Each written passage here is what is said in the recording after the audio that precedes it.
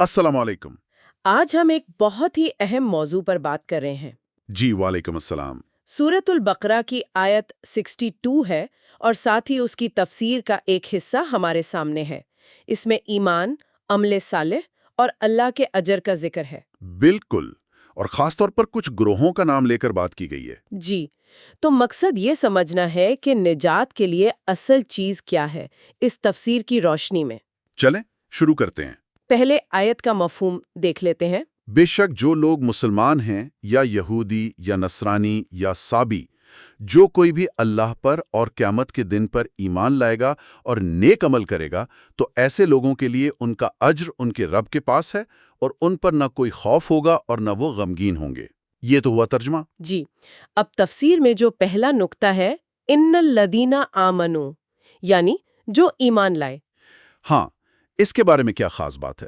اچھا، تفسیر میں ایک رائے یہ ہے کہ یہاں شاید ان لوگوں کا ذکر ہے جنہوں نے صرف ظاہری طور پر اسلام قبول کیا، مطلب ممکنہ طور پر منافقین بھی۔ اچھا، یہ تو بڑی دلچسپ بات ہے۔ جی، اور اس کا فرق واضح کیا گیا ہے آیت کے اگلے حصے من آمنا سے، جس کا مطلب ہے سچا دل سے ایمان لانے والا۔ یعنی صرف زبان سے کہنا کافی نہیں؟ بالکل، کچھ اور بھی آ رہا ہیں، جیسے کہ اس سے مراد صرف امت محمدی صلی اللہ علیہ وسلم کے سچے مومن ہیں، یا پچھلی امتوں کے مومنین، یا پھر وہ لوگ جو نبی صلی اللہ علیہ وسلم کی بعثت سے پہلے حق کی تلاش میں تھے۔ صحیح صحیح، یعنی اصل اہمیت حقیقی ایمان کی ہے۔ اچھا، پھر یہودیوں کا ذکر ہے، الذین ہادو۔ جی، ان کے نام یہود کے بارے میں بھی تفسیر میں بات ہے۔ ایک وجہ یہ بتائی گئی کہ یہ ہاد سے ہے، یعنی توبہ کرنا۔ توبہ کس چیز سے؟ شاید بچھڑے کی پوجا سے توبہ کرنے کے حوالے سے، یا پھر ایک قول ہے کہ حضرت یعقوب علیہ السلام کے بیٹے یہودا کے نام پر۔ اچھا، اور نصارہ کے بارے میں؟ النصارہ کے لیے کہا جاتا ہے کہ یہ یا تو حضرت عیسیٰ علیہ السلام کی مدد کرنے کی وجہ سے ہے، ناصرین، یا پھر ناصرہ نامی جگہ پر ٹھہرنے کی وجہ سے۔ ٹھیک ہے، تو یہ تو ناموں کی وضاحت ہو گئی۔ اب آتے ہیں صابیوں کی طرف، الصابیین۔ ان کے بارے میں سنا ہے کہ کافی ابہام پایا جاتا ہے۔ جی بالکل، یہ نقطہ واقعی غور طلب ہے۔ تفسیر میں ان کی شناخت پر بہت مختلف آراء ہیں۔ صبا کا لفظی مطلب ہے نکل جانا، شاید دین سے نکل جانے والے مراد ہوں۔ اچھا، تو کون تھے یہ لوگ؟ ایک رائے یہ ہے کہ یہ اہل کتاب کا ہی ایک گروہ تھے۔ حضرت عمر رضی اللہ تعالیٰ عنہ اور ابن عباس رضی اللہ تعالیٰ سے منسوب ہے یہ قول، لیکن پھر بھی ان کے ذبیحہ یا ان سے نکاح کے مسئلے پر اختلاف تھا۔ اور دوسری آراء؟ کچھ کہتے ہیں یہ یہودیت اور مجوسیت کے بیچ کا کوئی گروہ تھا، کوئی کہتا ہے نصرانیت اور یہودیت کا امتزاج تھے۔ ایک قول یہ بھی ہے کہ یہ زبور پڑھتے تھے، فرشتوں کی عبادت کرتے تھے اور نماز کعبہ کی طرف منہ کر کے پڑھتے تھے۔ یعنی انہوں نے مختلف مذاہب سے چیزیں لے کر اپنا الگ راستہ بنا لیا تھا؟ ایسا لگتا ہے۔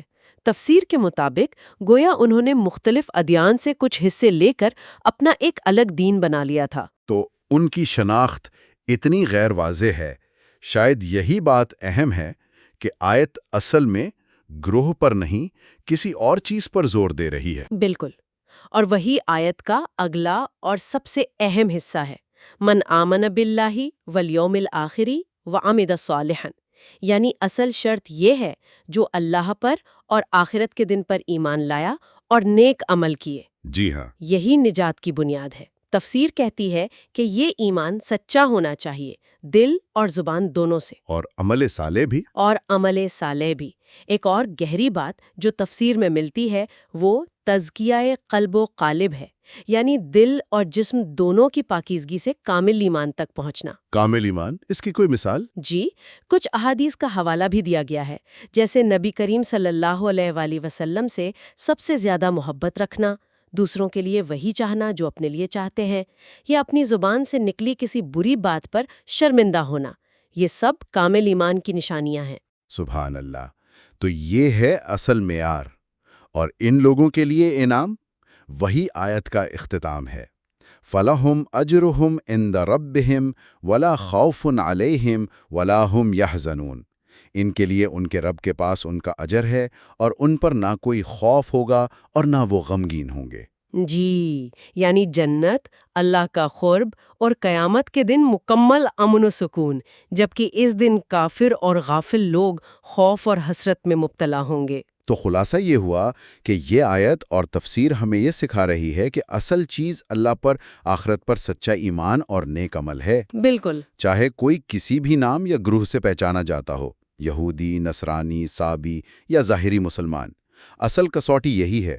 صابیوں والی بات نے تو یہ اور واضح کر دیا کہ صرف لیبل اہم نہیں۔ یقیناً اصل چیز ایمان کی حقیقت اور عمل کی سچائی ہے۔ بہت خوب۔ اور ایک آخری بات جو اس ساری گفتگو سے ذہن میں آتی ہے وہ یہ کہ آج کے دور میں جب ہم ایمان کی بات کرتے ہیں تو کیا صرف کسی گروہ سے شناخت کافی ہے، یا پھر اس گہرے مخلص ایمان اور عمل کی کوشش کرنی چاہیے جس کی طرف یہ آیت اشارہ کر رہی ہے؟